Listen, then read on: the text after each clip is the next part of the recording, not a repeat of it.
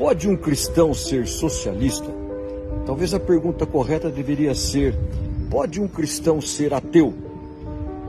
Billy Graham, ele deu uma resposta muito interessante sobre esse dilema que alguns cristãos vivem nos dias de hoje. Ele diz o seguinte: ou o comunismo deve morrer, ou o cristianismo deve morrer, porque realmente é uma batalha entre Cristo e o anticristo. E se você tem alguma dúvida sobre esse assunto, você deveria ler um livro chamado Torturado por Amor a Cristo. É um livro que se passou da história de um pastor, e ele foi o autor desse livro, chamado Richard Van Bram. Ele era um pastor aqui na Romênia. E é tão interessante esse livro que Richard, ele foi um jovem ateu.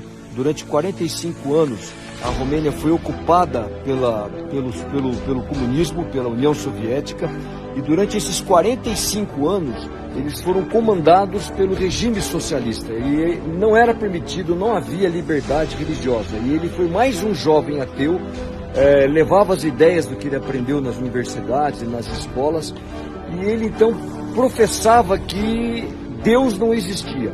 Mas em um determinado momento da sua vida, ele se converte, o Espírito Santo toca no seu coração, e ele não só se converte, como ele se transforma em um pastor.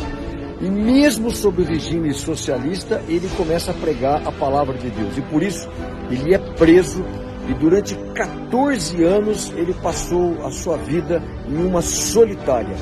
E o livro é o testemunho do que ele viveu nessa solitária. Para você ter uma noção, uma das partes do livro diz o seguinte, que o que os comunistas fazem aos crentes não passa pela possibilidade de entendimento de qualquer mente humana. Quando você vê o livro, você tem a certeza de que a perseguição que os cristãos aqui na Romênia sofreram sob o regime socialista se equipara àquela perseguição do primeiro e segundo século da igreja primitiva. Foi uma perseguição terrível. Richard Van Bram, ele mostrava os ferimentos, ele mostrava as cicatrizes daquele período em que ele viveu sob o regime socialista. Por isso, se você tem alguma dúvida, eu posso te afirmar com certeza pelo testemunho do que se passou aqui na Romênia.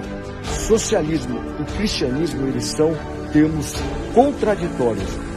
Eu diria que o cristianismo, os fundamentos do cristianismo é o contraponto do que é o socialismo.